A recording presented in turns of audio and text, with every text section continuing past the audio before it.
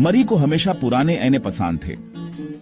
उन्हें उनके पुराने फ्रेम्स में खूबसूरती नजर आती थी, जैसे कि उनके शीशे में कुछ इतिहास छुपा हो। एक दिन जब वो एक यार्ड सेले में एक शानदार फुल लेंथ आईना देखती हैं, तो वो अपने आप को रोक नहीं पाती। बुजुर्ग औरत जो इसे बेच रही थी, उसने कहा कि ये उनके परिवार में पीढ़ियों से है। उसने इसे मरी को सिर्फ $20 में दे दिया। घर आने के बाद मरी ने आईने को अपने बेडरूम में रखा। यह बिल्कुल फिट लग रहा था, लेकिन कुछ अजीब सा महसूस हो रहा था। रात को वो उठती और अपने आप को आईने में देखती, जबकि वो हिले नहीं थी। प्रतिबिंब कुछ ठीक नहीं लग रहा था। उसकी तस्वीर धीरे धीरे बदल रही थी, जैसे कि उसका अपना दिमाग हो। एक रात वो उठती और अपने आप को आईने के सामने खड़ा पाती, जबकि वो बिस्तर से उठी नहीं थी।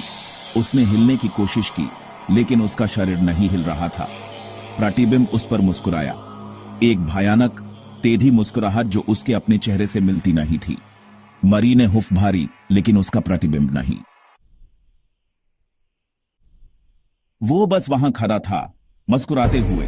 अचानक उसके अपने हाथ प्रतिबिंब में शीशे को छूने के लिए बढ़ने लगे और मरी ने अपनी रीढ़ की हड्डी में एक ठंडी सी लहर महसूस की।